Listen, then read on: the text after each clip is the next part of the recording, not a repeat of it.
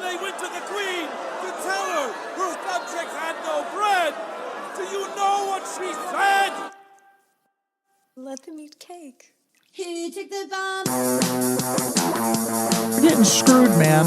Every time we turn around, we're getting screwed. Oh, the revolution's going to be through podcasting for sure. That's the only way we talk.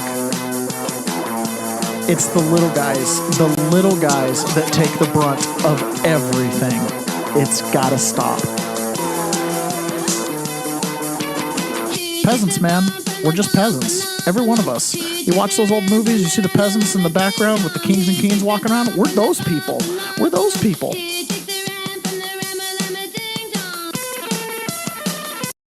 Good morning, peasants. Welcome to another episode of The Peasant's Perspective. So glad to be with you guys today. Yesterday, I listened to a podcast with Hunter Biden and Sean Ryan, and I wanted to throw my phone at the wall at least 10 times. That man is a liar. So good morning, everybody. Just good morning. You know, Hunter Biden is a liar. Oh, revelation. Right, yeah, sorry, a couple minutes late. Good morning, Frazier. Glad to be here. Yeah, so I don't know why my last clip I pulled from Hunter Biden's podcast with Sean Ryan. I was like, this guy is nuts. There is no laptop. There was no laptop. It's like, okay. Out of your mind, man. You are out of your mind. Couple things happened just this morning, literally fresh off the headlines. You can't get this any sooner unless you're watching live TV. Guess what, Ron? GDP, second time around the block, delayed. Third quarter numbers, we're looking for 3.3. Zoom. 4.3%. 4.3%. That is a nice jump. And I know many may question data gathering, but on the surface, this would be the strongest quarter going back to the third quarter of 2023 when it was 4.7.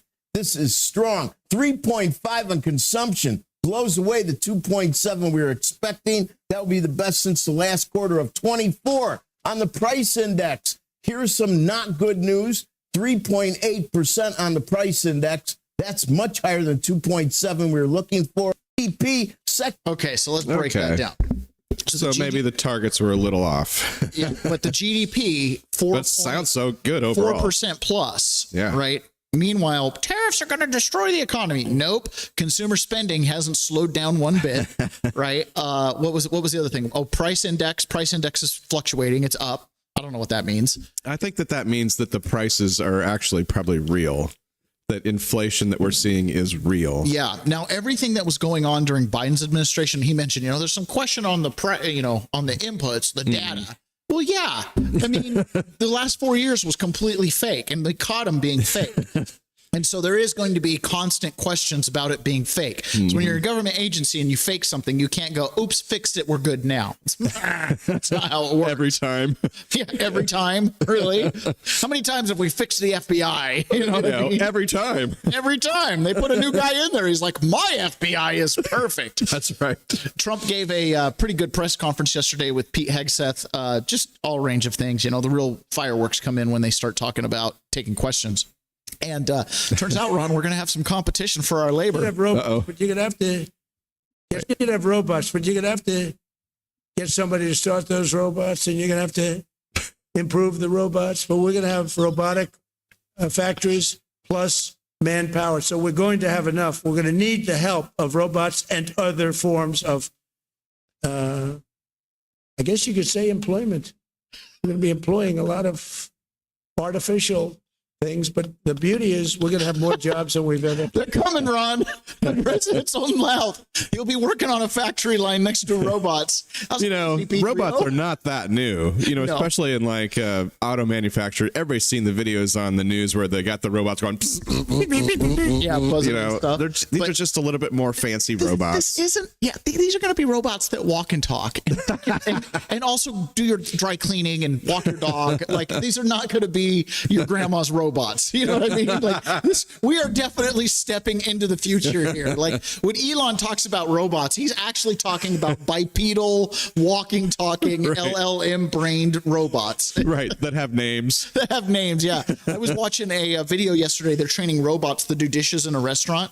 Now, when you and I think of robots, we think new factory, somebody, dishes go on the tray and then they go Right. through like Go through the a process. machine. Right. No, they're going to hire a robot. It's going to walk into a restaurant as it is and going to do the dishes like a human does dishes. Right? They were training it how to like wipe dishes and examine it for cleanliness. And Will they have different versions like Abuela? Yeah, Abuela. An Abuela robot. Carlit's Grand Rising all. Shantini, good morning. Tiff Time, good morning. Pray the Rosary Daily, good morning. John Atakis, good morning. Dang, And it's a lot of good man, mornings. we are loaded. You guys jumped right in today. This is awesome. Towards the end of my time in incarceration, after Donald Trump was elected, we started hearing a lot about Greenland, right? Greenland's going to be another state. Greenland, we got to take it over. We need Greenland. And I kept telling my wife, I'm like, I don't think they're upset with J6ers in Greenland. We should probably move to Greenland. Like it's a fresh start. It'll be like a big boom, Well, Trump's still on Greenland. And if you know, the running joke in the cabinet is every time there's a job opening, they put Marco Rubio on it, right? So he's got like multiple jobs. Have you seen that? Every time someone quits or anything happens, there's Marco Rubio on the White House couch looking all depressed. Michael Rubio just found out he's the IRS commissioner. Marco Rubio just found out he's running NASA. It's like every time.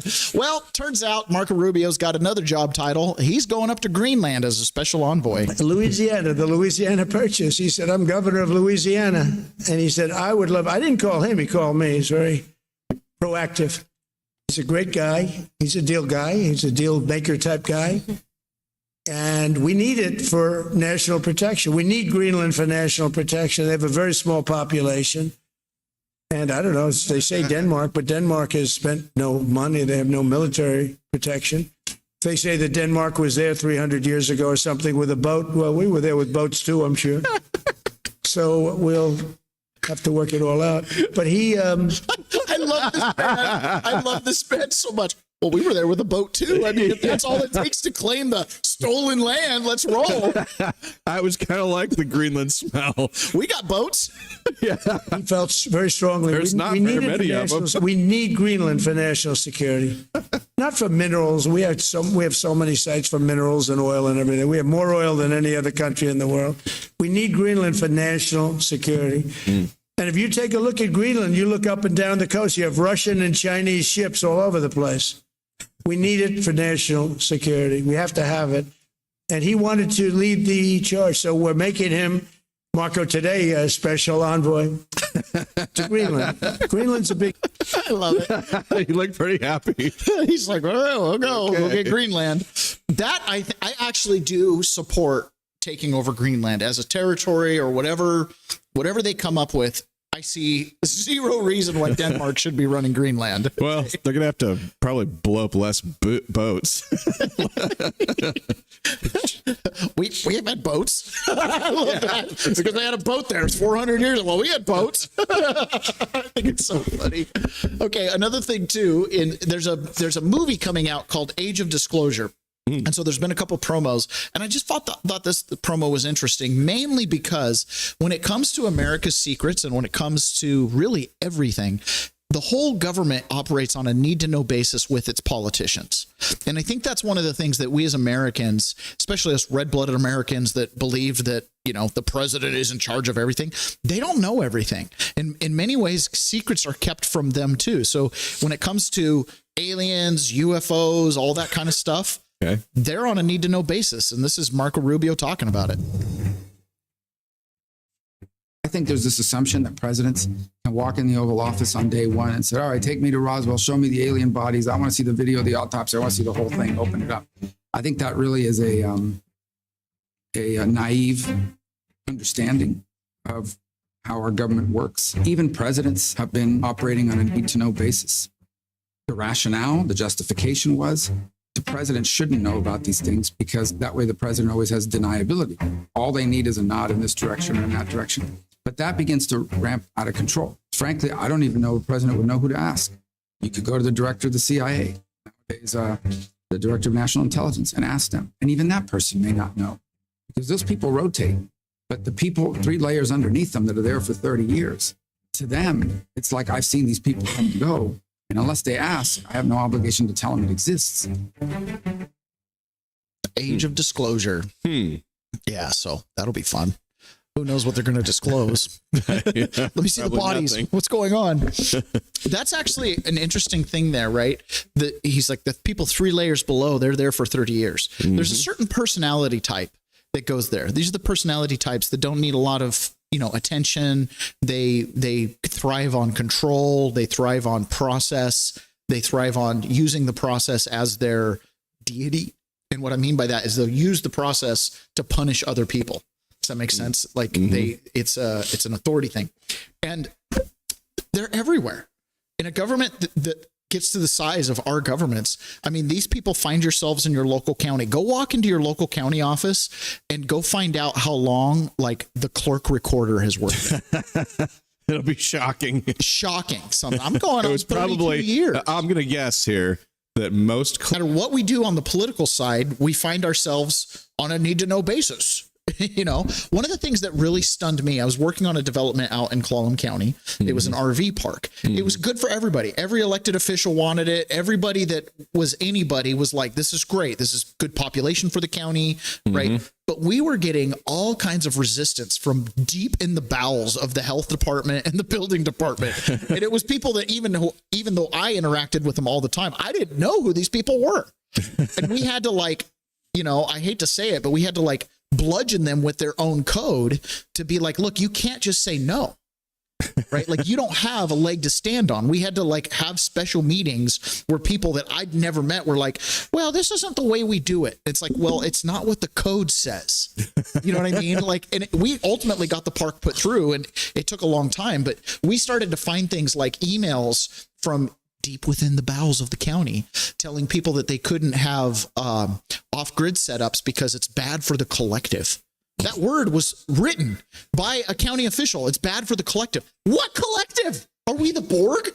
Right? It's not good for our comrades. What are we talking about? This is the United States of America. We prioritize private property. Right. The whole idea is I get to run around naked on my property and do whatever I want. Right? It's nothing to do with the collective. Anyways, stuff like that comes out all the time. And a lot of times our different programs, like for example, the welfare program, when you think of welfare, food stamps, SNAP benefits, what do you think of? What's the first thing that comes to mind? Young, brand new parents that just have a brand new kid. They don't have good income and they just need a hand up. They just need a hand up. Okay, so you have a very Christian mindset of what welfare should be. So I'm going to play this clip. This is from the Turning Point Amp Fest this last weekend. This is JD Vance talking about what you're saying. Okay, because at the basis of why you would support a government welfare program is because of your Christian nice. So let's listen to JD Vance, because this is the root of our nation. This is the core of who we are. If you go to almost any food pantry in this country, you will find Christians feeding the poor. If you go to addicts whose families won't even speak to them, like my mom was at a certain point of her life, it's often the Christian ministries that stay with them at their very lowest moments. You'll find Christians sitting patiently beside hospice beds and in recovery rooms and in all the places of the world where people have given up on other people. And this is the moral truth we strive to center in our work in the Trump administration and in this great movement of ours. A true Christian politics, it cannot just be about the protection of the unborn or the promotion of the family, as important as those things absolutely are. It must be at the heart of our full understanding of government. Why do we penalize corporations that ship American jobs overseas? Because we believe in the inherent dignity of human work and every person who works a good job in this country. Why? Why have we worked without the help of Congress to restrict H-1B? Okay, so he goes on to explain some other policies and how as a Christian base, like these are supposed to help the people. That's why we don't ship jobs overseas, because then Uncle Clyde is unemployed and he's got a little problem with alcohol. You know what I mean? Like there's real world effects to this stuff. This is what I want to show you, how our government weaponizes our virtue, our Christian nights. They weaponize it against us. So when we think of the welfare program, we think of orphans. We think of widows. We think of single moms. We think of, Foster people in kids. actual need. You know what it's actually designed to be? SNAP is not so much about feeding the people that maybe need it, but it's Frito-Lay, it's Pepsi, it's all the guys making the junk food, Walmart. It's the distribution system and the producer itself. This is why when the SNAP benefits get talked about, it's not alliances of poor people up here knocking on doors. It's the biggest lobbyists in town, because SNAP drives, I think, 20% of Walmart's profitability, and it's basically 40%, I think, of the operating income, because what they're selling is the ultra processed food that has these super high margins. SNAP. While we view our tax dollars going to welfare being something that goes and helps the poor, what it does is it makes them fat and whatever, and props up Frito-Lay. So it's a corporate subsidy. It's corporate subsidies.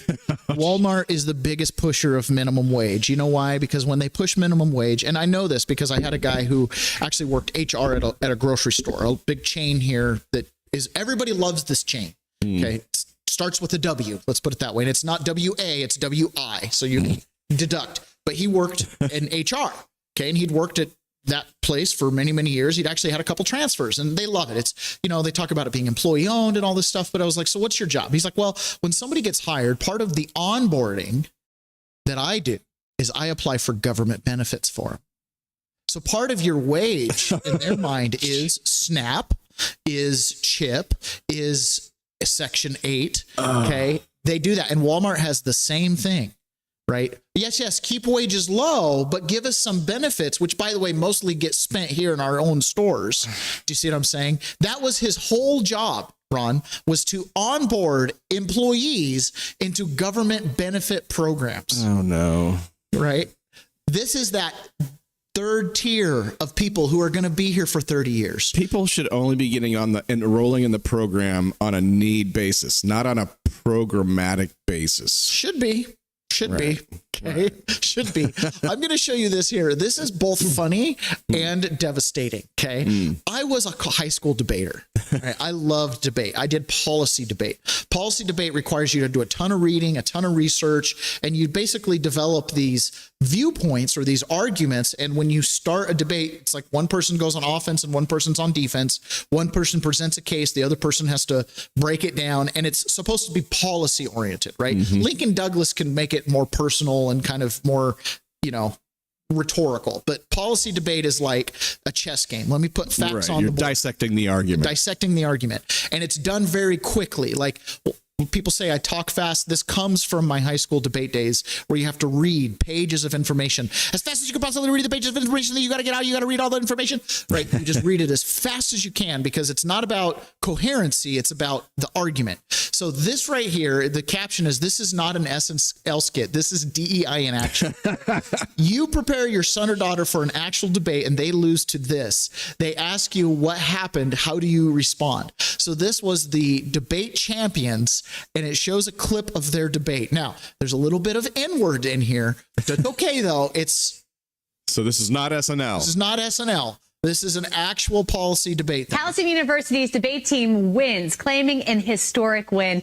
They are the first all-black women's team to win the Cross-Examination Debate Association's national championship. This morning, we have two of the team members here. We have Amina Ruffin and Corey Johnson, both here to talk about the major victory. Ladies, way to go. Congratulations. Thank you. You've made so many people proud in this area. Now we want to pick your brain a little bit as we admire your huge trophy, by the way. That's ridiculous. But I'm going to ask you first. We'll start with you, Amina. What was the topic? The topic was restricting presidential war powers authority. They said the nigga's always already queer. That's exactly the point. It means that the impact is not, that is an impact turn. Okay, so this is how a policy debate looks. You got your big box with a bunch of papers and you talk really fast. They won. This is who won. Okay, this is their debating. That is an impact turn to the that it is a case turn to the affirmative, because we are saying that queer bodies are not able to survive. That it necessarily means that the body of the nigga is not able to survive. We got the topic in about July, and we started doing our research then. When the nigga sees he discovered that he can only envision himself, that he does not see another nigga that he can feel sympathy for or embrace, but rather that otherness gets obliterated. And we've been supplementing our research throughout the season. Man, so inside the trauma representation spectrum to the black child's devouring and identifying with the stories and images the white culture brought up to think and act effectively like a white man, the black man. So They're not even good at it. From there, you know, when you start preparing for a national competition, once you know the topic, what's next? Well, you do a lot of research. The way Arguing it. Towson University's debate team wins, claiming an historic win. They are. I don't know if I'd be more upset at this or a boy winning a girls' swim meet. You know what I mean? Like, that sounds incredulous. Like, what do you mean? How'd they win? Well, they won because somebody handed it to them, right? Somebody is destroying education, destroying competency, and it seems intentional. This is Dr. Ben Carson at the TPUSA event addressing just this. What would you do if you wanted to bring down America? Some of the smartest kids in high school participate in policy debate. Some of the smartest kids in high school, right? Typically. Yeah, typically. And if that's your winner, it wasn't me. Yeah. You couldn't do it militarily. I think you might think about our education system. Could we possibly infiltrate the teacher unions and the public schools so that we could indoctrinate the children? Could we gain control of the media, of Hollywood, so that we could change the culture of the people? Should we do everything we can to destroy the American family? He asked the correct questions, because if you wanted to bring down America, that's exactly how you would do it. And when I watch that DEI debate and when I see so many of the things that happen, it's like, how is this happening? Like, you know, did nobody ever take civics class? Does nobody understand anything? And the answer is, they don't. Right. I mean, when I was a kid, the criticism of public education was it was teaching you to get a job. You know, they're just trying to make you into a factory worker. Well, now it's like they're not even like, they're still trying to make you into a factory worker, but they're actually trying to make you a loser. They're trying to make you think you can't win in life. The deck is stacked against you, that you need to judge people and yourself based on the color of your skin. Right. These problems, that indoctrination, we cannot vote our way out of, because in a fair vote, if half or more of the population is legitimately indoctrinated, we are in some serious trouble. Okay. And that is, again, why we have to stand up and fight back in every single way we possibly can. Here's a lady in a Chicago school board, and she's talking to Mayor Johnson and all the commissioners there. And clearly Chicago has been like a wild war zone, right? Good morning, Doug. I see you over there in the chats. It's been a wild war zone. And one of the things that they constantly push on the black community in Chicago is somehow this is the white man's fault. This is the white man's fault, right? I'll never forget being in the DC jail. I saw one singular white employee the entire time I was there. Okay. There was one guard who worked a night shift twice on my block that was white. Now, presumably there might have been other whites that I didn't see, but 99% of that prison staff is all black, right? So you can't be in prison and be like, this is racism. It's not coming from white guards. You know what I mean? Like, a white guy might be able to claim something, but the black on black, it wasn't really an argument, right? But they knew what was going on.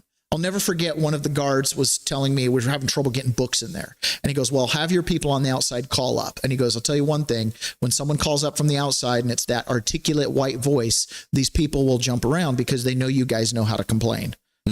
And he goes, I'm actually grateful you guys are here, being the J6 pod, because of all the complaints you guys have made. He's like, things have actually changed in the jail. He says, this jail's been around for 30 years and ain't a dang thing changed until you guys showed up. So speaking up does make a difference, right? There is an element when you bang, bang loud enough and start saying the right things. If they're in the wrong, they're going to be compelled to make some changes to get back into compliance. This is an example of that. This woman is pointing out, you guys have been complaining about the white man, but I'm looking up at this board and it's all black people. The Democrats hate black people. The Democrats want our property and replace us with illegal aliens, because you all come in these meetings talking about the invisible white person, but we don't never see him, but we see all of you all here. And then you sit here, all these black faces, you sit here, all Democrats, and you sit here all arrogantly like your seats are secure, like we are not coming after these seats. Just like I told Brendan Johnson over there the first time I spoke on that mic, I said the same thing that's making y'all laugh and here gonna make y'all cry. And then you see what's happening. Same thing here. Now I'm giving y'all warning right here. The same thing that's making y'all laugh and here is gonna make y'all cry. Mark my words.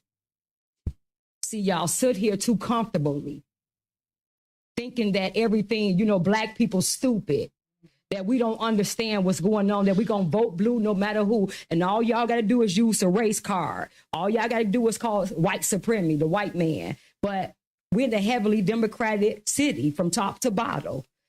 Stay in city, all Democrats.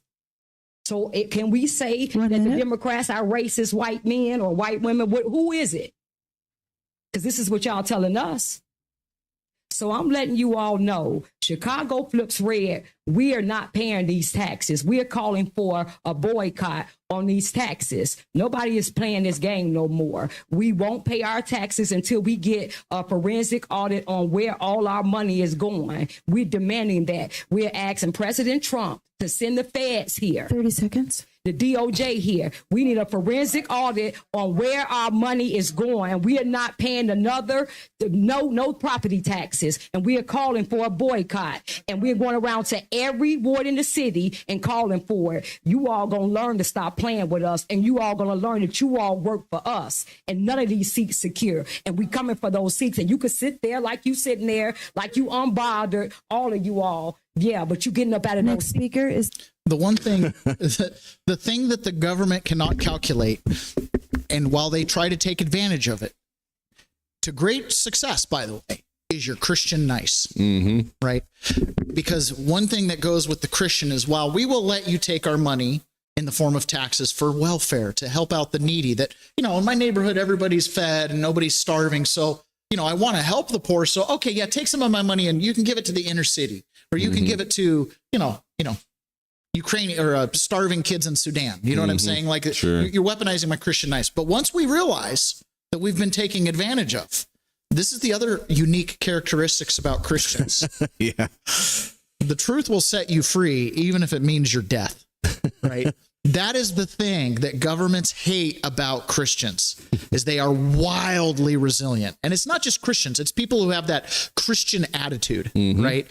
Christianity is a broad stroke. It just means you believe in truth. Like when I read the scriptures, the Christian God is truth. Whatever is objectively true, he owns it. And that's what we strive for. Does that make sense?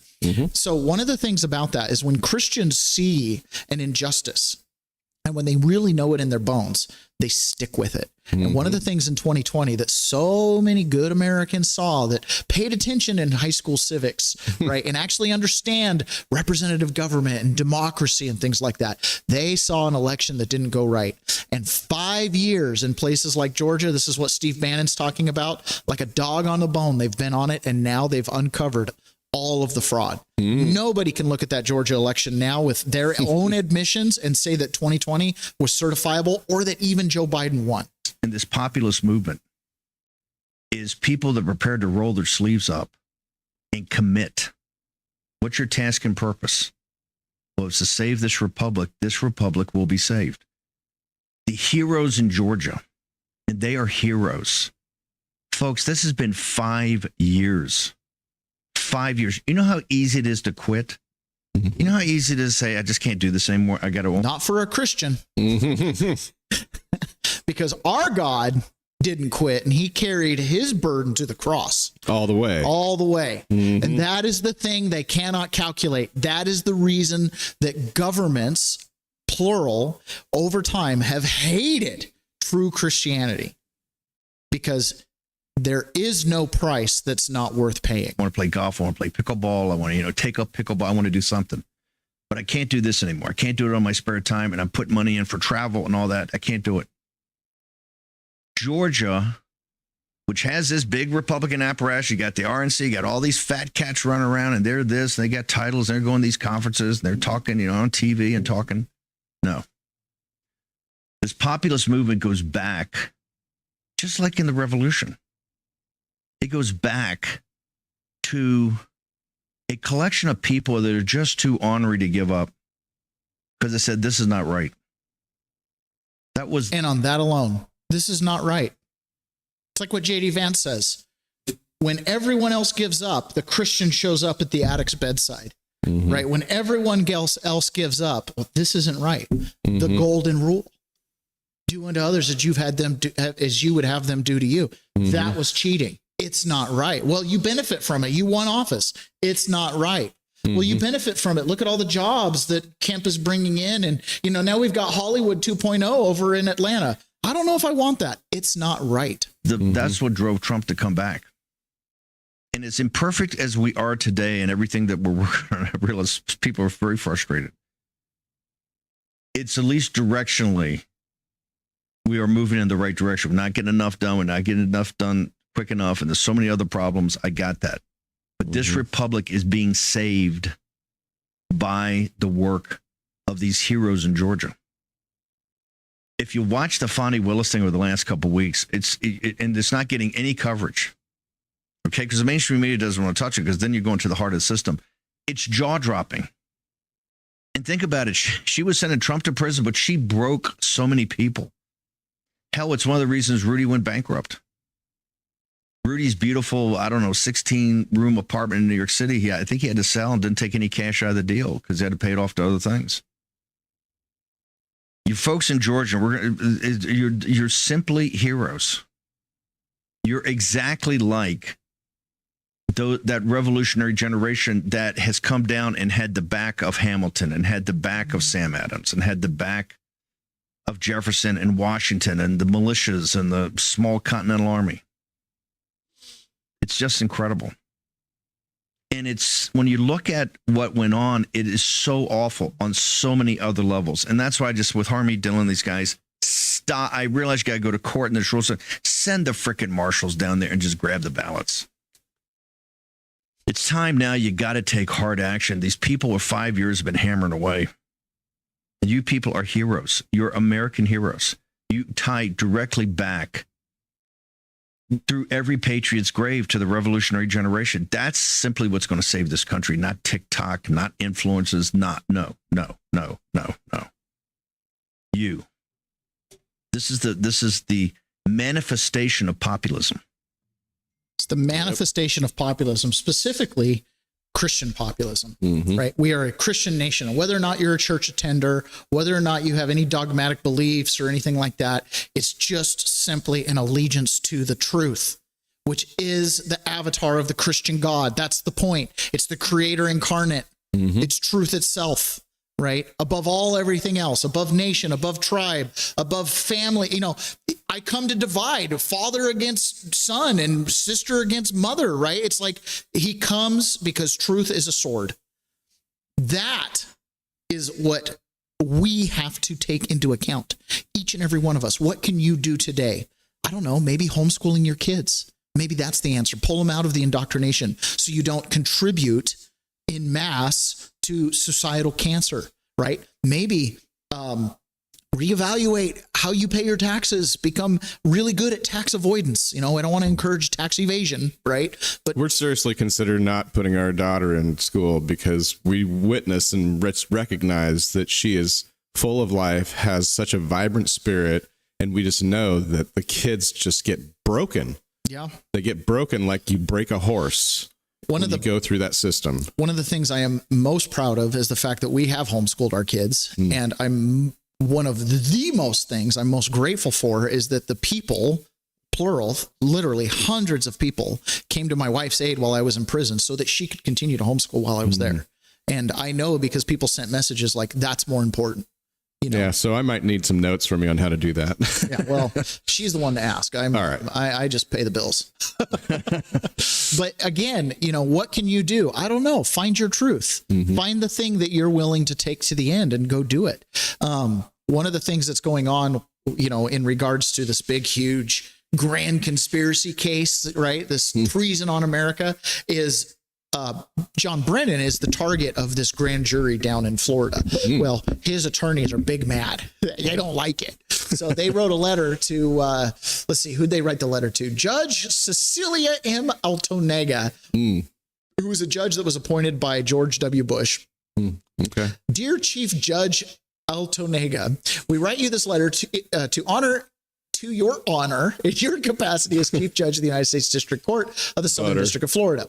And then it says, on behalf of our client, John Brennan, the former director of the Central Intelligence Agency, we have been formally advised by prosecutors of the United States Attorney for the Southern District of Florida that Director Brennan is the target of a grand jury investigation in the Miami Division, which is examining the circumstances surrounding the production of the 2017 Intelligence Community Assessment about Russian efforts to interfere in the 2016 presidential elections.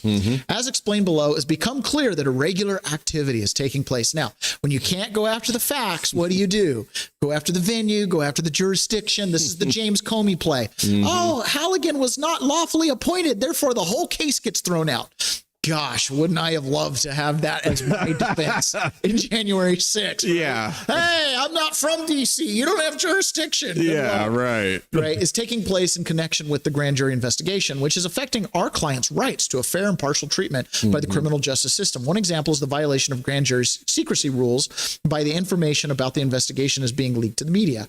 Oh, big sad, because you guys never leak nothing to the media. Oh, no. Yeah. Another example of irregular activity, which is even more troubling and potentially harmful to our clients' rights, relates to the government's apparent effort to manipulate grand jury and case assessment procedures to ensure that the investigation and any resulting prosecution will be overseen by a particular district judge of its presence. I thought this wasn't possible in our system, Ron. I was told for years, every time Trump got indicted, well, the grand jury did it. Well, the rules are so perfect. The whole system's designed to avoid any shenanigans. There can't be judge shopping. Oh, I don't know how Judge Boasberg gets all of these illegal immigration cases, even when he's not on duty at 3 a.m. I don't know how that works. It's crazy. Given our corrosive effect of judge shopping on the perceived fairness and impartiality of the criminal justice system, particularly when conducted by a federal prosecutor, we wish to alert the court to the evidence underlying our concern, and as counsel to the identified target of the investigation who has legal standing to challenge questionable prosecutorial conduct in the handling of the investigation. We request your honor carefully consider the evidence. And it just goes on to basically say, please shut down the grand jury. Matt Gaetz addresses this entire Russiagate thing in a very articulate way here. There's a couple pinch points, okay? A couple things had to happen that when you understand them in their context, you go, just like the people down in Georgia, that's not right.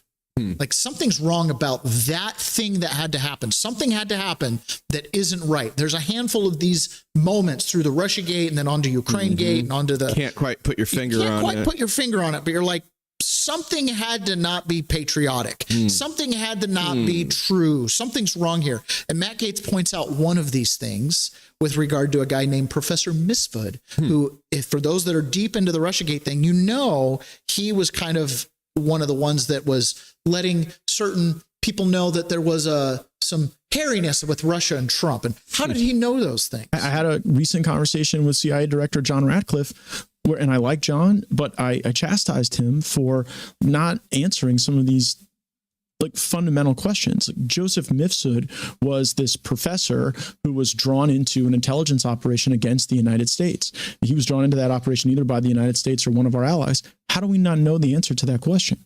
Now, one of the things about Misfud is he disappeared. He went into the wind. This guy that was easily accessible Cambridge University professor just gone. Like for 4 years, nobody could find him. No private investigator could find him. But people thought he'd been killed. Did he retire? No, he was in hiding. This was the key thing that we said we were going to uncover when we got power.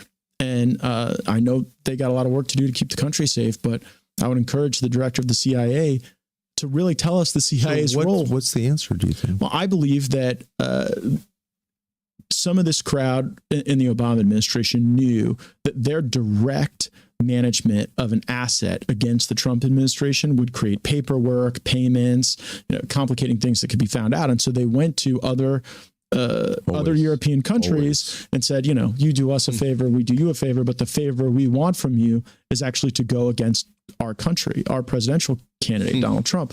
And that is treasonous. That is straight treason to ask another country to attack your country. And I think that occurred. And I think that if we knew who had authorized that, we would have a person to be at the center of this broader RICO conspiracy.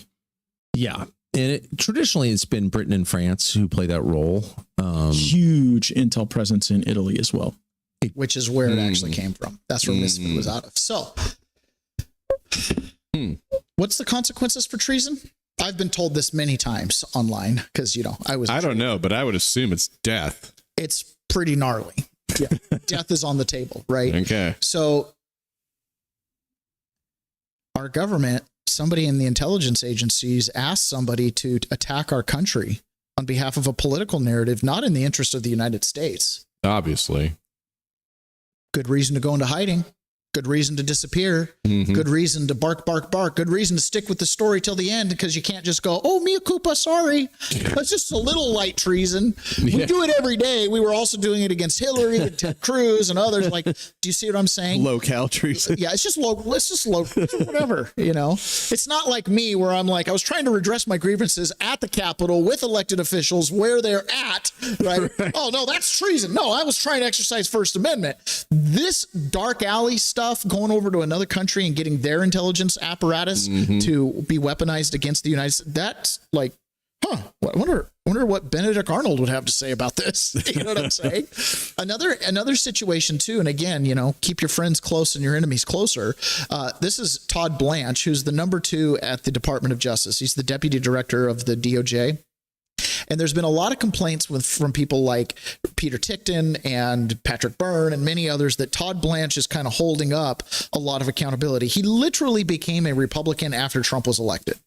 Right. Like he's been a Democrat his whole life, but he defended Trump up in New York, which a lot of people say, yeah, that's the one where he got convicted. And then after he was convicted, well, my client is a convicted felon now. It's like, you're in appeals. You're never supposed to say that, right? So there's kind of some things that kind of make you go, that's a little weird. And as Peter Ticklen said, the relationship that a defendant and a defense attorney get might be giving Trump some blind spots. Who knows? But one of the things that's come out now is Todd Blanche happened to work for Sequoia Capital. Now, does that name sound familiar at all? Yes. Some of Capital's China's problematic publicly known partnerships with Chinese companies, which are set to continue even after the split, include investments in Eversec, a Chinese company developing AI for the People's Liberation Army warning platforms, helping raise $700 million for 4 Paradigm, a Chinese company building AI PLA platforms, investments in DJI, a Chinese drone maker that facilitates CCP's surveillance and genocide of Uyghur Muslims in China's Xinjiang region, investments in Deep Glint, a Chinese facial recognition firm blacklisted by the U.S. government, investments in fundraising for ByteDance, TikTok, and as many as 40 investments in Chinese semiconductor. And here it is. He worked for Hogshan Capital, formerly Sequoia Capital China. Controversy centers on investments in sensitive tech firms, AI drones, and all this other kind of stuff. So you've got national security risk, human rights risks, lack of transparency, support to CCP, and Todd Blanche was their attorney. And by the way, Sequoia Capital is where Dominion voting machines came from. They were the precursor to Dominion, kind of like Liberty is now you know what I mean?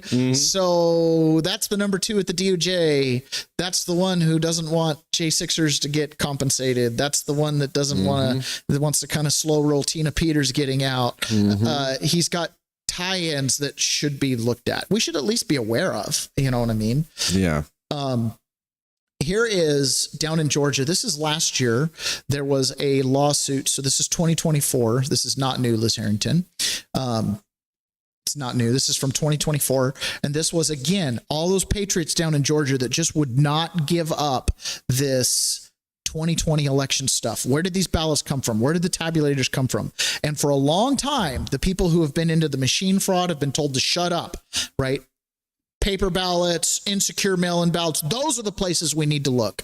Well, when you understand how the machines sit at the pinnacle of it, all the other ways they cheat are just ways to update the paper to match the cheat. Does that make sense? Yes. Well, these are 2 computer scientists in their capacity as expert witnesses, as well as auditors that came into Georgia and looked at things, and they have some pretty revelatory things to say about the system. Imagine voting on systems that everybody looks you in the eyes and tells you are just totally fine, above board, not connected to the internet. Don't worry about it. I mean, how hard is it to tabulate? Imagine being told that and then hearing this. And it's your understanding that Georgia Dominion equipment is not connected to the internet, right? That's incorrect.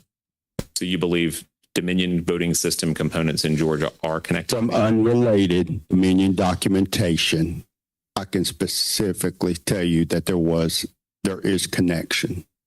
Which county in Georgia was there a connection to the internet of Dominion equipment? It would be Gwinnett, if I'm remembering correctly. There were several states involved. And which time period are you referring to? This was 2020. Before or after the election? During the election. In your examination, before or after?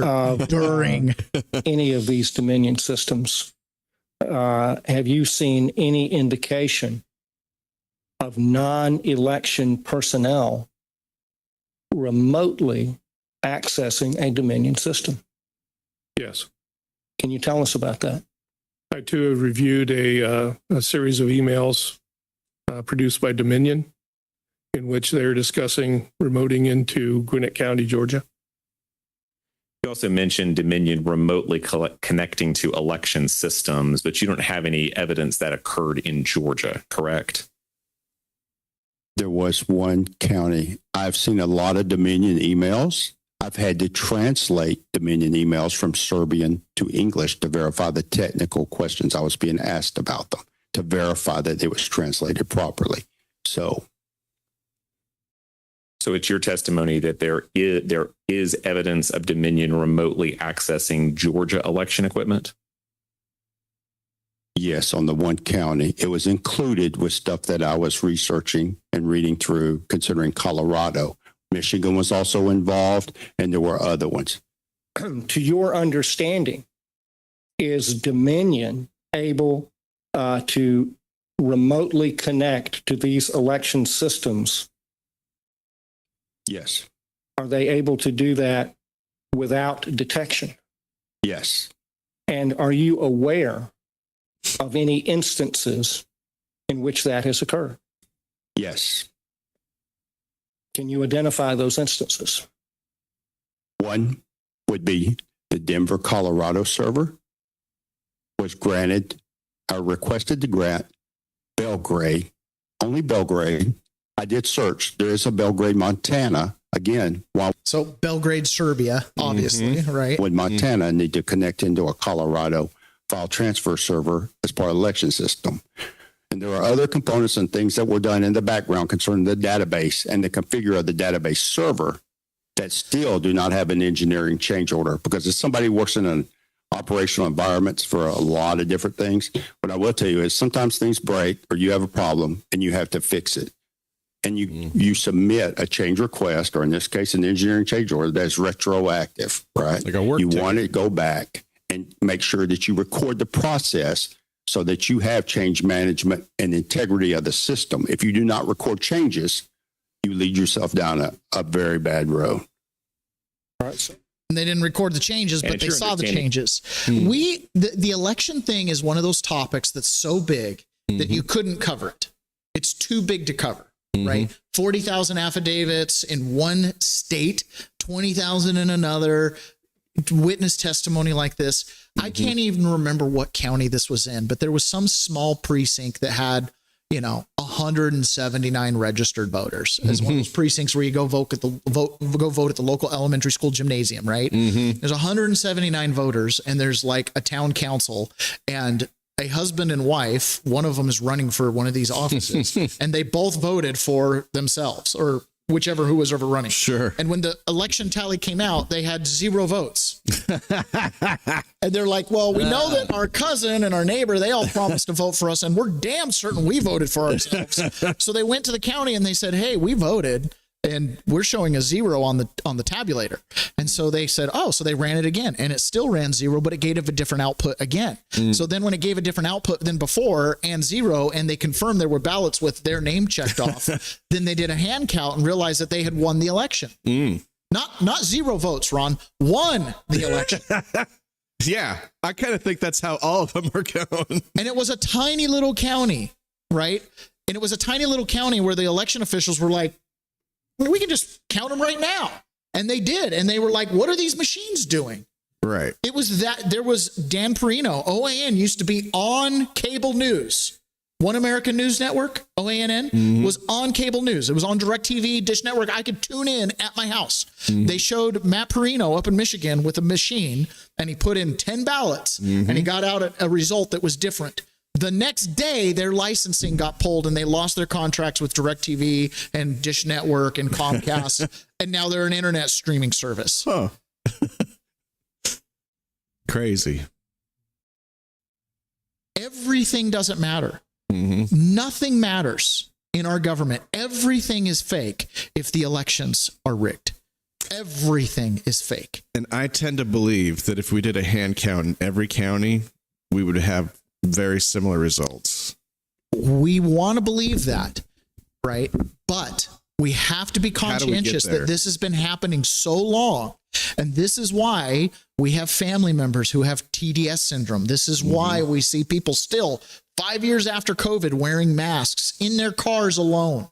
Well, they've been cannot outvote an indoctrinated society that thinks that whatever this is good, right? Or that whatever we're doing to fight the system is somehow making the system not work correctly and be perfect and utopic. Some of us have been gaslit to death. Yes. We've been gaslit to the point that we don't trust our own shadow. Yes. Right. Which is why, as peasants, I say sometimes, when is it a good time to fight and die for Rome? The answer is never. There was never a good moment in history where it was honorable and you went to heaven because you died in Rome's name. It is always a good time to fight for truth. Those are the names that echo through history. It is always a good time to sit down with your family, to build connections, right? To be a peasant. It is always a good time to work the land, okay? Those are noble, honorable things. When we're talking about the government, we need to bring the government back into shape.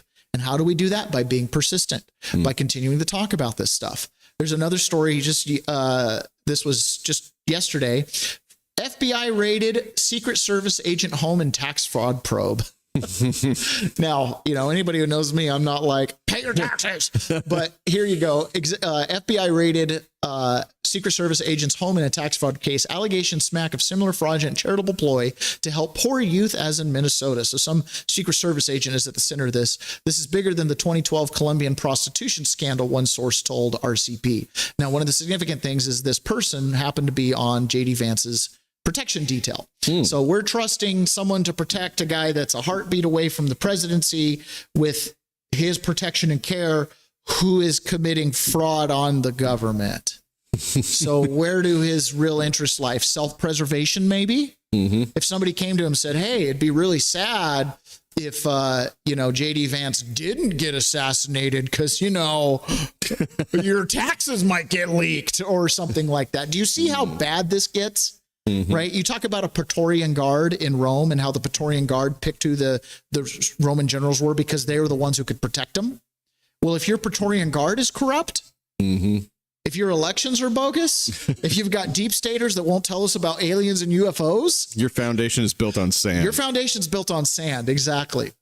So anyways, the alleged scheme, the agent accepted donations for a charity that purports to help inner city youth and victims of domestic violence, but didn't provide the services it reported to the IRS, according to several knowledgeable sources in the Secret Service community. The raid, which took place on or around December 8th, was the culmination of more than a year of work by the joint FBI-IRS investigation services, some of whom contributed to the nonprofit at the center of the probe, which is run by an agent on Vance's detail. The Secret Service has placed the agent on unpaid administrative leave and suspended his security clearance, signs that the agency considers the potential crimes and misconduct extremely serious, even though the individual has not been arrested, according to sources familiar with the case. So somebody on J.D. Vance's protective detail was taking money for charity and not using it for charity. What is that called, Ron? Fraud? It's also called a payoff. It's a payoff. Okay. Hey, I've got a way to get you money, and since you don't have to actually use it on charity, it's just a bookkeeping entry, but it's a payoff. It's a bribe. This guy's in Secret Service. There is no government entity you can trust, man.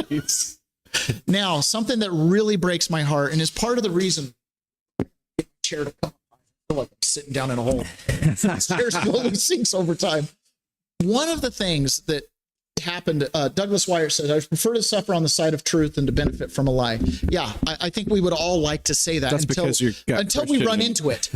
Right? Until the truth actually requires you to take affirmative action, that's when the real sifting happens. Right? It's easy to support people, but to actually be in the arena. Okay. So here's a guy, Kyle Seraphin. Now I've got beef with Kyle Seraphin for one reason or another, but I recognize him as a fellow warrior. I've got beef with Dan Bongino, but I recognize him as a fellow warrior. Dan Bongino got a position of power. Kash Patel got a position of power. And despite some of my, I've seen where they go. Like Dan Bongino would not talk about 2020 election. Wouldn't talk about it. Came around on the pipe bomber issue, but wouldn't talk about the 2020 election. You see what I'm saying? For some reason. It could just be because, hey, I want to keep my show. I want to stay on the air, and I can do more good not talking about it than talking about it. I accept those things. I recognize our show is small, probably because we venture into these topics. There's other J6ers that are doing podcasts. I saw one guy up on stage with Steve Bannon, and I was like, if only they knew who that person was. You know what I mean? I'm like, but who am I to judge, right? Because we're all imperfect vessels. I'm in a perfect vessel. Anyways, Kyle Seraphin is going to be talking about Steve Baker. Steve Baker's the guy who released the Blaze story, pointing the finger at a Capitol Hill police officer as possibly being the pipe bomber. A couple weeks later, we end up with Brian Cole, the nearly blind autistic kid with short legs and no limp, sitting in prison, fingered for the pipe bomb story. And obviously, this starts to kind of set people like Steve Baker and others who were on this story and really thought they had it down, and even had intelligence services of one flavor or another saying, this is one of our guys, right? And this is going to be a big deal. And all of a sudden, FBI snaps to action, and we got a guy. And you get Pirro and Bondi and Cash and who am I missing? Bongino, all on stage. This is our man. You guys are happy. What a great birthday present to Dan Bongino, right? And then me and you are both like, what? What? Exactly. Well, Steve Baker's in the hospital this morning.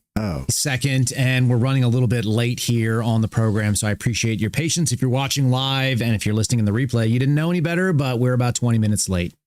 And the fact of the matter is I woke up this morning and had a message from about 4 a.m. local time, my time, that was from my friend out on the East Coast, my buddy Steve Baker, who's been investigating the pipe bomber case and trying to get to the truth about January 6th, which we do believe was a real and it was a real serious conspiracy. And there were a lot of people in play in various different parts of it. And he's now in the hospital. He called me on Friday afternoon. I don't even know if he wants me saying this, but I'm saying it anyway, because this is the deal. He called me on Friday. He was worried about his own safety, said he was heading home to his family, and he got some disconcerting news, which I won't be real specific about for now. But Steve knows things. Steve has information that is going to has rattled people that have been trying to keep a story quiet for the last 5 years. The FBI has been complicit in covering it up. The people that are so loved at the top of the FBI are complicit in covering this thing up. They've been aggressive and actively going out there to silence voices, including mine, including Steve Baker's, including Steve Friend's. And I want you to consider something. They hired and fired my friend specifically because we interviewed in a joint interview, the American Radical podcast and the Kyle Seraphin Show joint interview with Joe Hanneman, talking about the inability of the federal government to go and try to pin this all on a training exercise after all these years, and then coming out with a real suspect who's now worked for the second federal agency, now moved into the intelligence community. If you think this stuff is not related, that's on you. That's fine. don't believe in coincidences. I don't think they happen. Certainly not at this. I don't think my friend calls me up and says that he's concerned about safety and then turns around and a day and a half later, 2 days later, is in the hospital for something that he didn't have a pre-existing condition that has never been diagnosed. It's never come up in his 60s. So pray for Steve Baker, please. And pray for our nation right now. Yeah. Pray for Steve Baker. Pray for our nation. This has sat kind of heavy with me because I get people every day to say, well, you should do this, or you should do that, or you should do this. And I'm like, guys, I'm in a box. I know where I can stand and I know where I'm safe, but I'm in a box. Mm-hmm. I'm on the list, right? Whatever list exists of people to eliminate, of people whose voices need to be silenced, I'm on that list. My wife assumes that I am. Yeah, by association, right? Mm-hmm. So for me, I'm like... She hates that I'm on this podcast at all. Yeah. And a lot of people are like, why don't you do this? Why don't you do that? Why don't you put ads? Why don't you? I was like, because I need a strong support base, because I know when they come, and if they will, who knows if they will, it's the people that will carry you through. It's the real world connections. And that's what I'm trying to build with you guys here in the chats. You know, so many of you guys know who I am in real life. So many of you guys see my daily walk, right? Yeah, I'd love to go viral and do something sensational or whatever. But at the same time, it's like, I don't want the attention. I want the truth. I want people to take action on the truth. I want the words of this podcast to echo, right? That was one of the beautiful things by shutting the podcast down for 4 years and watching people who still would reference the podcast in prison letters that they'd send to me and how they had taken action in their life to do X, Y, Z. It echoed because the message resonated. We're peasants. We have to live here. We have to take care of ourselves. We have to hold government accountable. We have to get involved in any way we can. And sometimes being involved, the highest and best use of a stay-at-home mom is just homeschool your kids. That's the best thing you can do for the country. You know what I mean? For some people, it's go to your local political meeting and get involved. For some people, it's door knocking. For some people, it's, you know, many different things. But it's like you have to take control, affirmative action. That's what I want to echo. And some people, all they can do is find a quiet spot and pray. And if that's all you can do, do it. Then do it, right? But the point of this whole thing is these are real people that have real power and real money. And they have long since lost any caring for you. It is beyond my comprehension to take someone off the chessboard. I can't even fathom what those decisions would look like. I can't even fathom asking an intelligence contractor overseas to attack my own country because I don't want Donald Trump in office.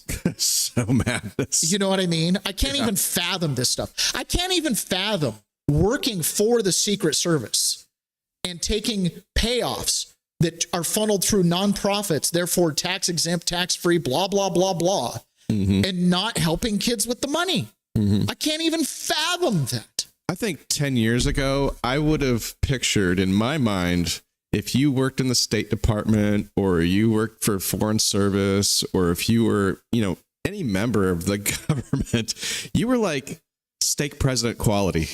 Yeah, you were. You know what I'm talking about. Yes. That like you'd been vetted, your background had been gone through, you know what I mean? And turns out that's actually the opposite. Right. I would take a small business owner running a construction company. I bet their books are way cleaner than any of our Fortune 500s. You know what I mean? Because, there's that bookkeeping error, but that's okay. We got the guy at the SEC paid off. So they overlooked it. And, you know, once you get past a few years, it's kind of, you know, beyond the statute of limitations. They live in that world. Right. It's another thing for someone who's living in private and has no job affiliation or income stream coming from government to be like, I don't know what my taxes are like. You know what I mean? Like, yeah, you're not in it. But for someone that actually works for the government and takes that paycheck, you know what I mean? Like, when in Rome, do as the Romans. You're going to play the game, play the game. If you take an oath to the nation, honor the oath. You know, the whole point of the oath is it's unenforceable. I went over this in prison with guys all the time. The judges are denying their oath. They don't even have an oath. Look up oath in the legal dictionary. It's enforced by God. So I feel sorry for people who've taken an oath and then violate it, because your retribution by virtue of the oath does not come here. I know. It does not come here. It's going to be a sad day someday. It's going to be a sad day someday. And sometimes as Christians, we think we're deluded in believing that, but it's all we have to hold on to sometimes. Yeah. Okay. Justice is not mine. It's his, God's, the truth. Truth has an interesting way of doing what it does. One of the best books I ever read was Count of Monte Cristo, right? The Hand of Providence. And that's what I see in many ways Donald Trump. He's kind of like the Count. The Hand of Providence. All right, this is Anna Kasparian from the Young Turks fame. And over time, slowly but surely, it's like we live in this failure to launch era where people don't actually go get their first job and own property and things until they're a little bit later in life. So the conversion from, progressive liberal to conservative it takes a little bit longer. But she's been living in LA and she actually got assaulted on the street by a homeless man, right? And that made her go, it made her look at the homeless crisis and all these people in need that she's been walking by, and she was proud to pay her taxes because they were being helped. Well, turns out she did a little bit of digging and it might not be happening that way. We spent $13 billion in Los Angeles alone last year to combat homelessness. You want to know where that money went? That money went to these trash nonprofits who have a bunch of executives making $500,000. Like J.D. Vance's Secret Service security detail. Do you see how this all ties together? Yeah. This is why I say it. There are no laws. There are only cops. There's only enforcement. That's all there is. And if people aren't enforcing this stuff, then it doesn't exist. The Somali crisis, the Maine crisis, the cartel problems, the drugs, the open borders, the homelessness, they all tie together. They all have a guy in some spot getting paid, some wheel getting greased, something's happening, oh, hey, we've got welfare. Give us your money to feed the kids. Horrible food made by Frito-Lay. Wonderful. And we won't make any arrests. Because we designed it this way. A year. You're working for a nonprofit dealing with homelessness. That's my money. That's my parents' money. Okay? That is the hardworking people of California paying incredibly high taxes that go to what? So yeah, I'm sick of it. And honestly, just experiencing what I've seen on the ground in California has made me question a lot about left-wing ideology. We spent, silver went to $70 yesterday. What? $70. Ron, when did I tell you to get into silver? I think it was about $30. So you've missed out on 100 and whatever % increase because you're still hanging on to the dollar. Yeah. Why? Because they're using the dollar. They're inflating it away by paying for homelessness crisis, food benefits for people, for, kids in Somalia, ISIS terror groups and all that kind of stuff. Guys, it's not just your tax bill. For those of you that file a 1041 EZ and get all your money back because you're actually poor and broke. The truth, right? If you're getting all your money back, it's not because you're doing well. No, you're broke. You're broke. You just don't know it because the way the scheme's set up. But you're paying for it in your price of eggs, your price of steak, all the different. It doesn't matter. That's your money being grifted away, and the homeless crisis is still there. I mean, the amazing thing, like in Seattle, where they're like, we're spending like $197,000 per homeless person. I know, it's crazy. You just give it to them as a salary, and they would qualify for a home in Seattle. You know what I mean? They could buy a house year one. It's like the amount of money we're spending per homeless person and getting nowhere. And it goes the same thing with the defense agencies, right? Mm-hmm. We need national defense. We need it. This is our country. Those are our borders that we've established. And we want the set of rules in here to be different than the set of rules out there, right? We don't like pirates. We like Coast Guard. Ultimately, they're kind of the same thing. But we like our pirates, right? My gang. There are no laws. There are only cops. And I like it when the cops like me, okay? And I like it when they like my way of life. So even the defense contractors, the people we pay to keep us safe, they've got some problems too. For them, to allies or to ourselves.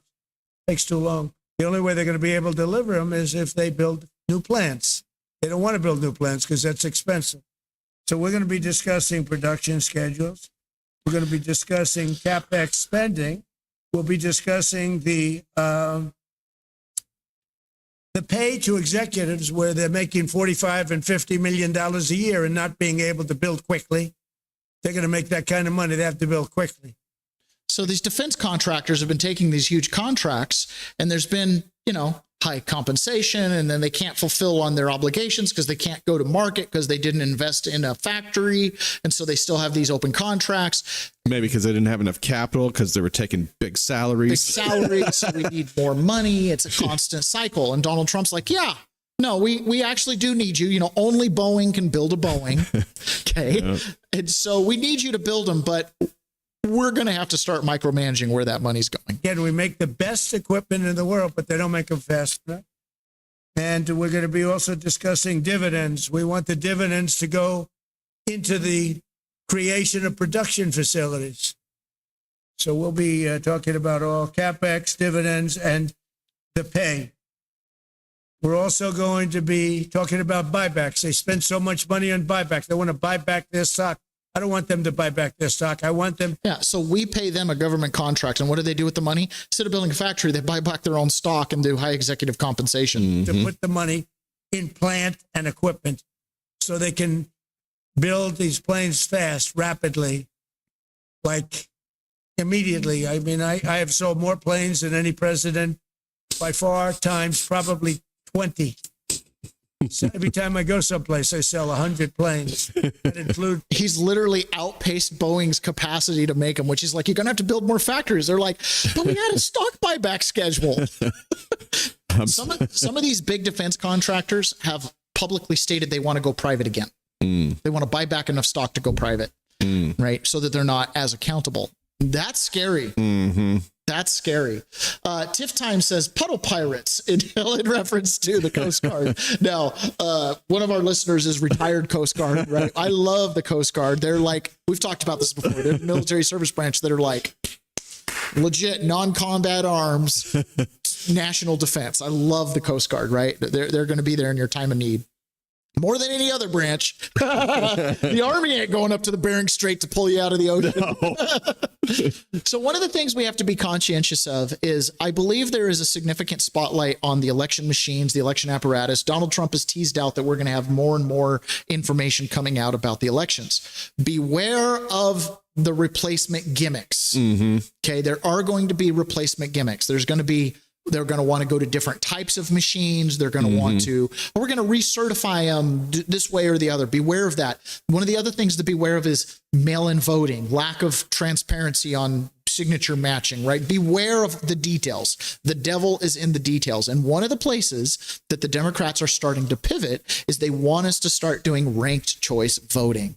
Ranked choice voting is, while easy to pitch, and it sounds like a good idea, it creates audit trails that are difficult because you'll literally have people that get a plurality, but it wasn't 50%. And so it creates runoffs. And this is how you get guys that were in like third and fourth position that end up taking seats. They've done this out in Alaska, and they straight up stole a Senate seat from,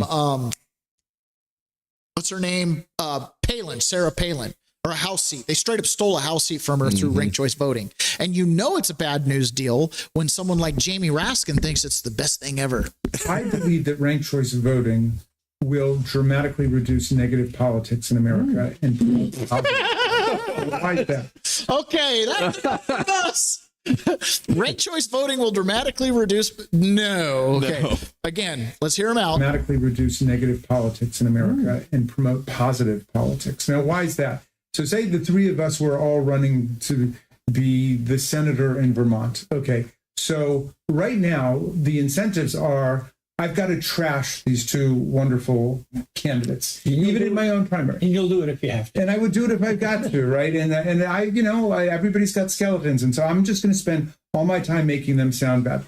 But under ranked choice voting, the incentives are the reverse. The incentives are to say, you love Don Beyer, you love Peter Welch, I love those guys too. If you can't vote for me first, if you want them number one, make me number two, or make me your number 3 out of 29 or whatever. And then as the lower candidates are eliminated, the votes get redistributed. So we have people we serve with in the House of Representatives from Maine and people we've served with from Alaska. And I think you served with Mary Peltola too before you went over to the Senate, Peter, who were elected. They came in second in the first round, but nobody had a majority. And when the votes were redistributed, they catapulted ahead. Why? Because they built a coalition between Democrats and independents to go over. And both both of those places, he's referring to Republicans. They built a coalition and they still vote with Democrats. That's the new gimmick. Okay. Beware of ranked choice voting. As more spotlight comes on the machines, ranked choice voting confuses things. People on the ground do not understand it, because what happens is you're casting more than one vote. It's not just for the guy you like. It's then for your second choice, third choice, fourth choice. Well, then when your fourth choice wins, you're like, well, I voted for him. No, you didn't. You voted for the first guy. The fourth guy, like, don't put more people on ranked choice ballots. Put one person. No, yeah, just put the guy you want to win. Yes. In fact, and do everything you can to avoid them. This is an old technique from the political machines to flood the zone in the primaries, to dilute the popular guy, to make it so the second, third, or even... This happened in Missouri, and this happens in our primaries a lot. In Missouri, I'm watching the primary for governor. Okay. Now, Mike Kehoe, he's a Republican. Okay. And it was kind of interesting. They had 3 mics running, I think, or whatever it was. Anyways, Donald Trump just kind of endorsed them all by first name. So they all were like, I got his endorsement. He did not endorse anybody. But you had 2 super MAGA Republicans. Okay, we're talking deport everybody, no more farmland for China, no more Roundup. Like, I mean, these guys were MAGA. And then you had Mike Kehoe, who was like rhino as the day is long, kind of an institutional establishment down there. Okay. The number 1 and number 2 guy got 63 or 64% of the vote. I think it was like 64%.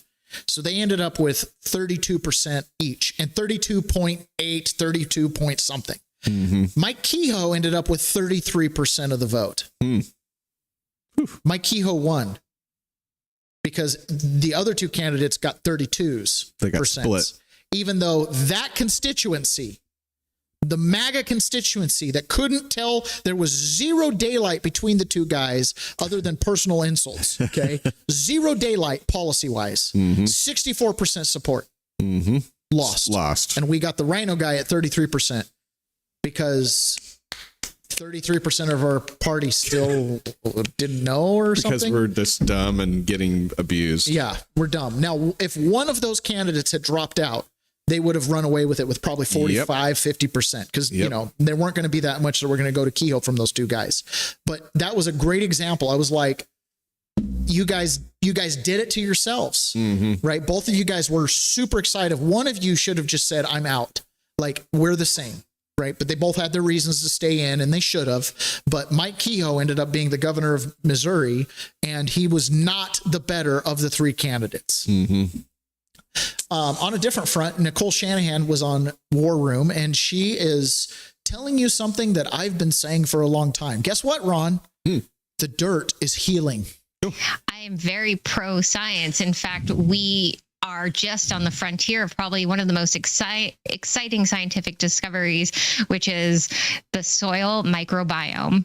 There is so much life in a handful of healthy soil, and we're going to understand how that soil interacts with our health and can actually feed us in ways that, we haven't even explored in terms of crop production. I think that if you talk to a PhD... I'm laughing because I'm like, every damn farmer has been screaming this while you're putting petrochemicals on their shelf for fertilizer. And through regulatory caps, you're forcing them to use it. And they're like, can we just spread manure? Can we just do potash? Can we get a Joel Salatin out here? Can we just do regenerative farming? Can we turn over our fields and send them fallow for a year while we move over here? Can we let livestock, drop their droppings out there? No, but thank goodness they're finally looking at the soil. They're like, turns out the dirt has a lot to do with our health. Yeah, from dust we come to dust we go, buddy. Here at Stanford University, who's studying ecosystem science, and you ask them what is the most interesting breakthrough area of the field of conservation, they're going to tell you it's this microbiome. There is this whole world of life under our feet, and we can solve so many of humanity's greatest issues by exploring the majesty of soil.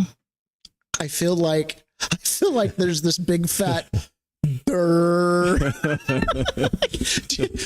Obviously, the tech bros who never grew up gardening, right? Who never grew up like growing their own carrots or anything, are suddenly coming to this realization, like, man, farms are pretty cool. You know, I mean, and this is the crowd that's anti-Monsanto, right? Anti-Roundup. Well, you got Bill Gates out there buying as much of it as he can. Yeah. He thinks it's cool. He thinks it's cool. I just think that's freaking hilarious because I'm like, yeah, every farmer's been like raging, like, we know how to deal with the soil, but you guys are making us strip it of nutrients with all these petrochemicals that we put on them. Okay, so another thing that happened, and we talked about this fusion reactor that Donald Trump's Truth Social has emerged with. This is a big deal, and it's sending shockwaves kind of throughout the political universe because I don't know how much this stuff was kept under wraps or secret. Obviously, fusion's been the dream of every mad scientist for a long time, but Trump is actually taking action, and it's Trump doing it, right? Which means it's not going to run into some of the regulatory issues that maybe if it had been Trump doing it under Biden. So this is, I can't remember, this is the Promethean report or whatever. These guys do like almost a daily report on Trump's policies, and they're very good about articulating the British financial system and kind of how that works and how Trump's really, that's his real globalist entity, is the British financial system. So anyways, she's talking about how this move to fusion is a total game changer. And it's actually just in the last week since Devin Nunes came out, it's starting to send shockwaves through the empires because the energy game is changing. Right now, the energy game is what? Oil tankers, oil. That's your main source of energy. Well, and it's still coal. People don't like to think about coal, but it's still coal. Yes, these are hard resources that have to be taken out of the ground and used.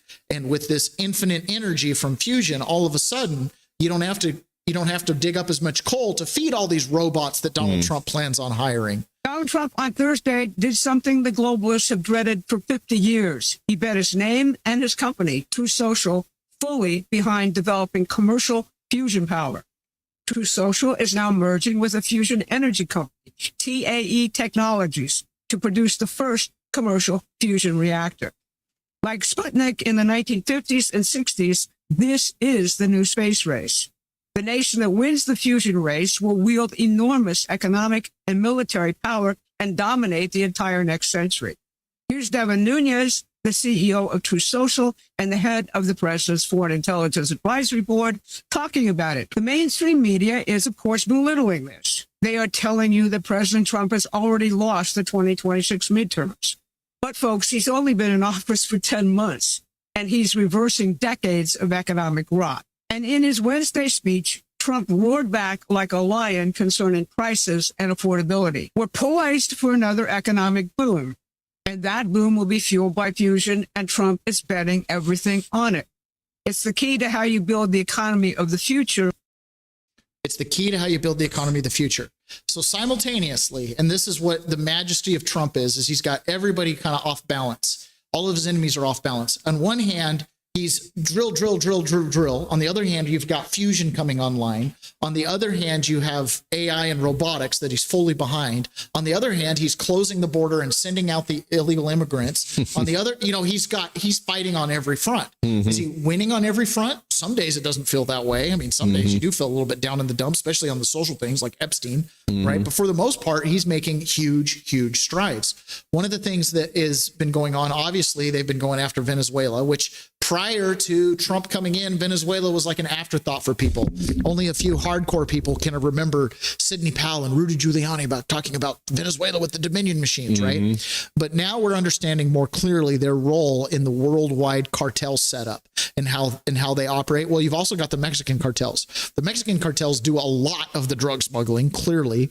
They do a lot of heavy lifting. They do a lot of heavy lifting, and they've changed their mode to get drugs into the United States because the border has been enforced. So this is Tom Holman on with Jesse Waters talking about that. Cartels are getting craftier. They're obviously trying to adapt to what you're throwing at them. You're seeing this video now. They're on boats. How have you seen the coyotes and the cartels kind of reorient their business to handle what you've done? Look, they are going more maritime. We knew they would. That's why we've increased Coast Guard patrols 3 times, 3 times more we have in the past. So Coast Guard will answer that call. So we're going to shut them down maritime too. Look, we're going to put them out of business. President Trump is designating them criminal terrorist organizations, which they should be. They've killed more Americans than every terrorist organization in this world combined. President Trump will end up wiping them off the face of the earth because we're going to put them out of business. You put them out of business, you take their money away. They can't bribe Mexican officials. They can't bribe anybody. Without money, they have no power. We're not just going to attack in Mexico. The Jalisco cartel, we're going to attack them in the 43 countries that have operations currently, operations 43 different countries. We're going to attack them worldwide. There are very few people that don't have a price, right? And the Mexican cartels know that. They know that you have a price. Even the Bidens had a price, right? And even though here you've got Hunter Biden, this is kind of stunning to hear. This is Hunter Biden on with Sean Ryan. Even Hunter Biden had a price, right? And in the Biden family, because they didn't want this illegal immigration. Vibrant immigration. But we don't want immigrants that are coming here illegally, draining us of resources, and also and being prioritized above people that are actual literal heroes that are coming home, or that are still recovering from 20 years of endless war, or anybody else in our society, right?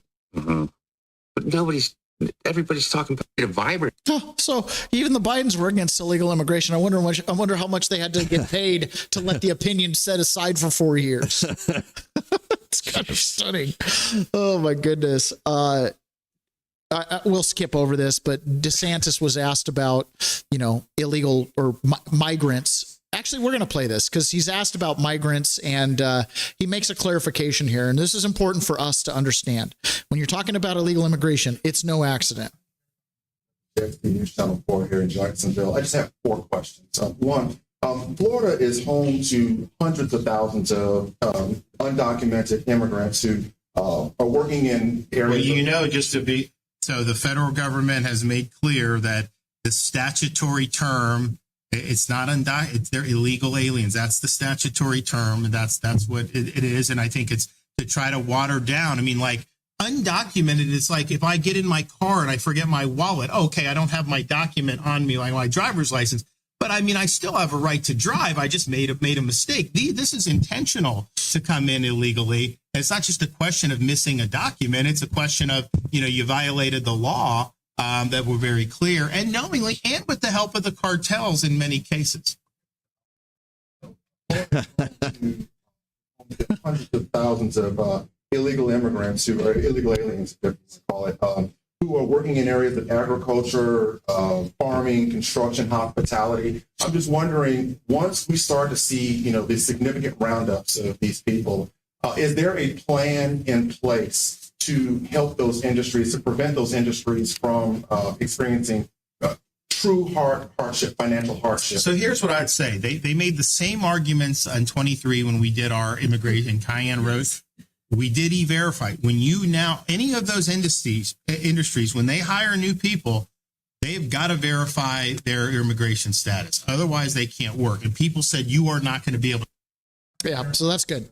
Taking a hard line there. Look, it's not just like you forgot your driver's license at home, officer. I don't have my ID with me. That's not what's going on there. We're going to play this clip from Matt Gaetz and Tucker Carlson, and this is how Matt Gaetz was being blackmailed. He and his family were being blackmailed by a combination of the CIA and the Department of Justice. He was being blackmailed by a former prosecutor for the Department of Justice to go, okay, there's this guy that went into Iran. He's been missing for 20 years, and there's always been this rumor that he's still alive in some death camp. And there's Ross Perot tried to send a group in after him. And, there's been this guy that allegedly they can go rescue. Okay. So they've used this guy that they're going to go rescue. They've blackmailed people saying, we've got dirty information on you, but if you give us money to fund this rescue operation, we'll look the other way.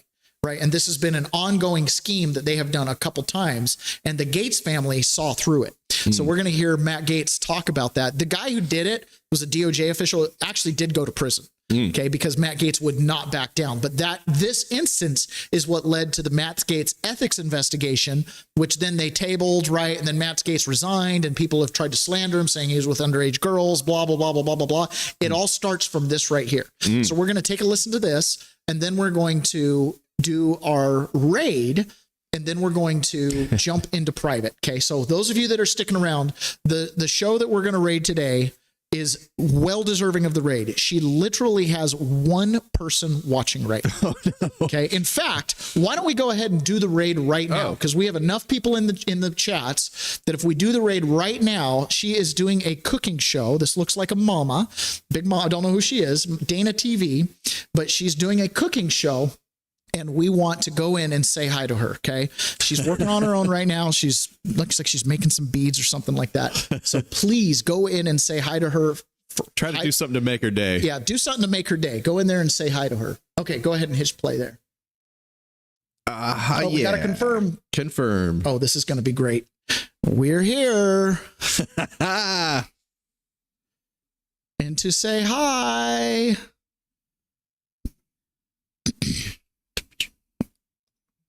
So head on over, guys. She only has one person watching, and I think it's me. Oh,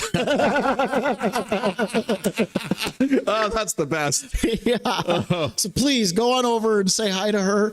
Meanwhile, those of you that absolutely cannot get over there to say hi and chat, we will play this clip from Hunter Biden.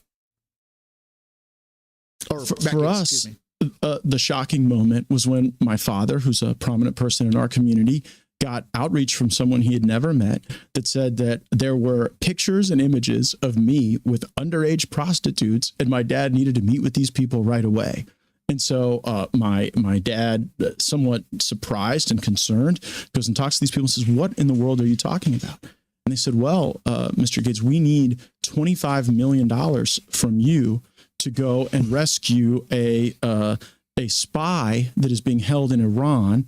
And if you do that, we can make these things about your son go away," which was crazy and wild. We did what any reasonable people would do. We went to the FBI and said that we were being extorted by these folks with their false claims. And we later learned that this consulate official working for the Israeli government was sending text messages to Scott Adams, of all people, the Dilbert cartoonist, saying they were expecting my father to furnish this $25 million payment, and that would be evidence of my consciousness of guilt. For the American FBI agent grabbed on an Iranian island maybe 18 or 19 years ago. And I don't know anything about this person. I don't know if the person's dead or alive, but it was troubling and concerning to me that someone who was getting paid by the Israeli government was involved in a criminal shakedown of a U.S. congressman. And someone went to jail for this. The person who conveyed this message to my father pled guilty to the attempted fraud. And surprisingly, there was never really an effort to figure out what the government of Israel's involvement was in this matter. But you know that the government of Israel was involved because this was an Israeli government official who was involved in this? Yes, a person who, his name's Jake Novak. I think he currently works for Real America's Voice, and he sent text messages. What? Yeah. That's the name of the official, and he sent messages. So he currently has a TV show. One of these guys that was part of this scheme is being propped up with a TV show on Real America's Voice, which, by the way, are the same people that host War Room and other shows we love. I thought he was in jail. Well, the prosecutor guy that did it, but I'm saying there was a team of them that were doing it. So the one guy took the fall, and that's how it always works. Just to Scott Adams saying that he was involved in this scheme that was later deemed a criminal scheme to shake down my family. So what based on happened these to false him? allegations? He got a television show. Come on now. I didn't know any of this. I'm not playing dumb. I really didn't know that. Have you ever talked to him about it? I have attempted to figure out, because obviously I still have a lot of unanswered questions about why he was working for a foreign government and trying to shake down my family. Well, what's the answer, do you think? Well, some have shared with me their concern that this was a consequence of some of the votes and positions I took in the Congress. I represented one of the most military-heavy districts in the entire country. I think number one. Yeah, right up there. Pensacola, Florida. I saw these wars in the Middle East that my neighbors and friends had fought in as unworthy of our best, unworthy of the disruptions in parenting and the divorces and the injuries, suicides. Yeah. And so I took the position that we should be less entangled in these things. And I think that really shocked a number of people who thought I would be more of a neocon coming from the district I came from.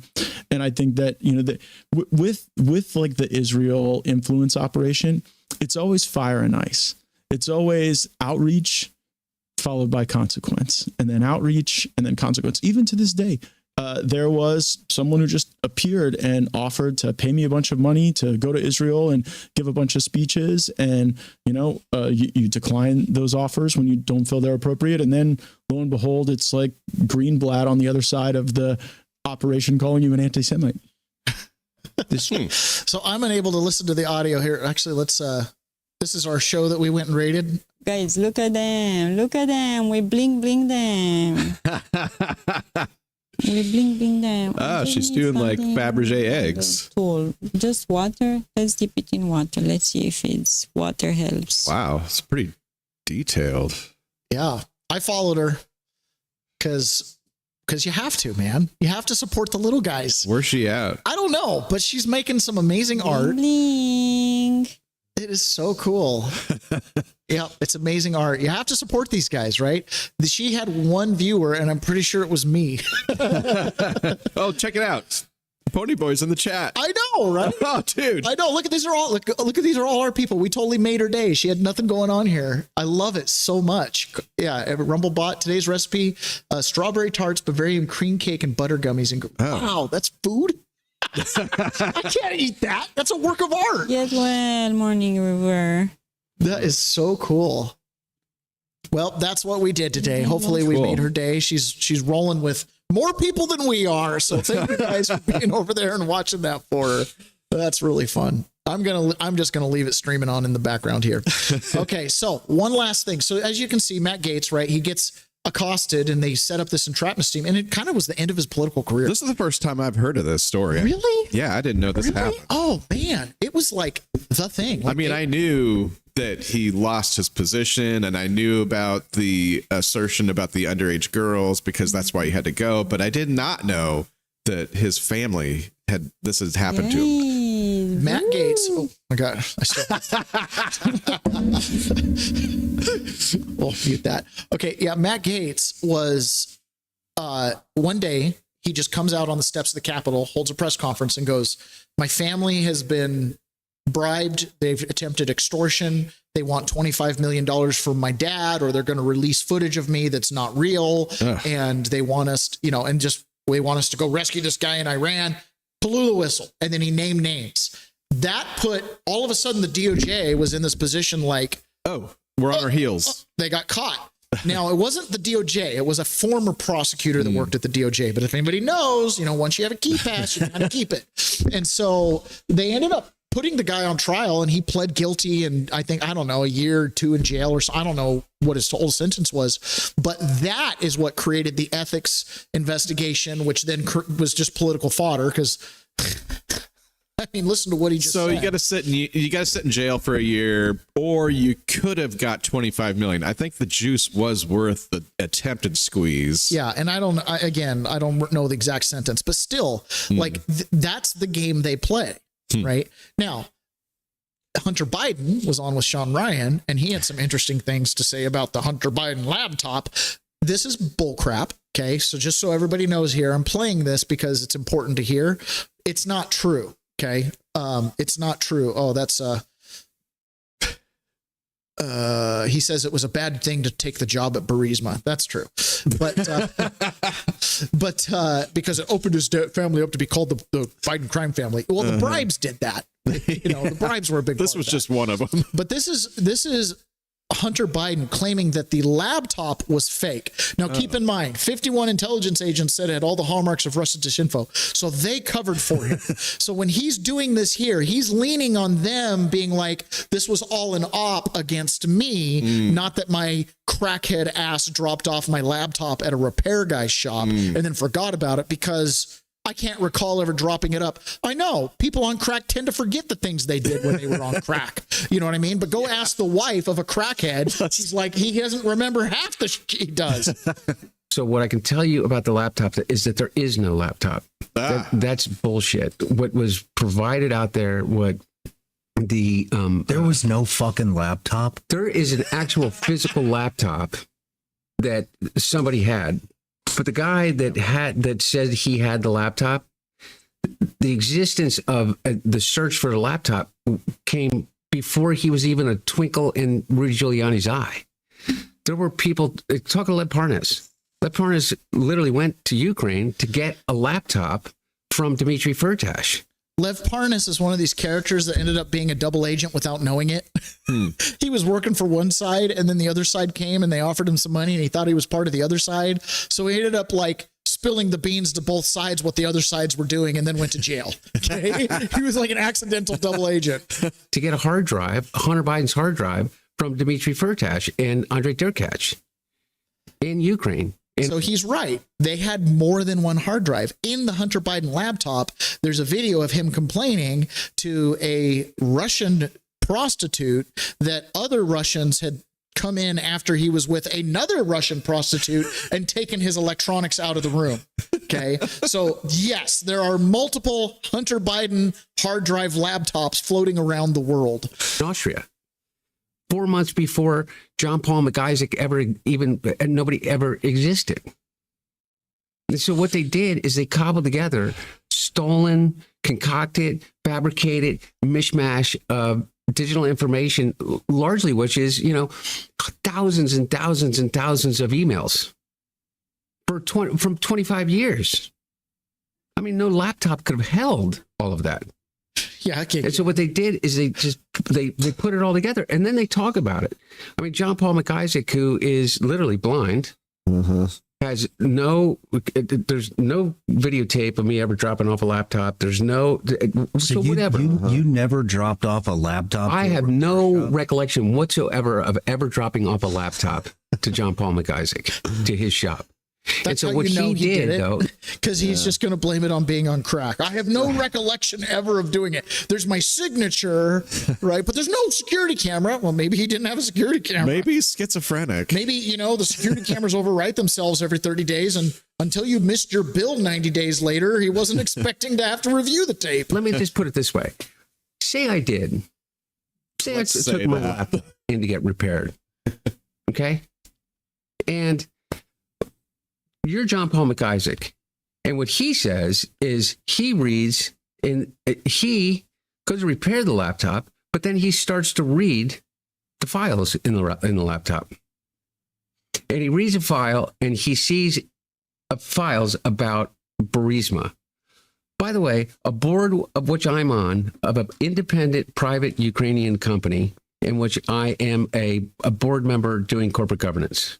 Of which is in the news because your dad had a prosecutor fired who was looking into criminal allegations of Burisma, bragged about it at the Atlantic Council, and Donald Trump made it a centerpiece of his campaign, constantly pointing out Burisma and Ukraine and Hunter Biden on the board of Burisma. So he's acting like, well, where did he learn about Burisma? I don't know. TV? As an attorney. And he says that the only thing that he can think of doing is calling Rudy Giuliani. He's the mayor of New York who saved the day after 9/11, brought New York City back from the brink. One of the probably people that he thought was a good, righteous dude and would do something with this information. That might be why he called Rudy Giuliani. I mean, if I had a serious problem, I'd call Orrin Root, the Republican council member here in town. Yeah. You know what I mean? Yeah. Why? Because he'd take my phone call. Laptop repair shop owner in Wilmington, Delaware, whose store is 3.5 miles at most from where my parents live, where everybody knows my parents live. So if he had a laptop that he wanted to return, he thinks that the best thing to do is call Rudy Giuliani's lawyer, Bob Costello, and give it to my sworn enemy, who then take it, and in it, I will once again ask you this question. What crime has anyone ever... But there was no laptop, right? No, he took a hard drive. He took whatever he said. He said that he had a damaged laptop, and what he did is he downloaded a hard drive, and then he gave that hard drive to Bob Costello, and then from that hard drive, You have people like Patrick Byrne and Jack Maxey and a whole bunch of other people. Like I could list the names that come together. There's one woman that's like known as Cat Lady or something Tori like Morris. that, literally. And what they say that they did is they cobbled together all of this digital material that was floating out everywhere, that had been stolen from phones, that had been taken from the dark web, that had been taken from the hard drive that John Paul consolidated it all. And they consolidated it all, and they made it out to be this thing. And so then the story doesn't become about the laptop at all. By the way, all this got disproved in court because he was the baby daddy to a kid, and he didn't want to be the daddy. He didn't want to admit that Navy was a Biden, right? And so she took him to court for child support, and he fought it and got a paternity test. Turns out it is his kid. And then they brought in Garrett Ziegler, who went through the laptop and documented it in a book, page by page, screenshot by screenshot, tracked down all the prostitutes, tracked down all the business deals, email by email. I mean, we're talking a very comprehensive work. They brought him in as an expert witness, and guess what? The court determined that there was a real laptop and that there really was a everything was there, and it met the standards of parole evidence, which means it was submittable in court. So everything Hunter Biden is saying right here is bull crap. There was a laptop. It had all kinds of details of crimes, even though he's going to blow them off. Watch this. There's nothing in the laptop other than a record of me being a degenerate drug addict at the worst moment in my life.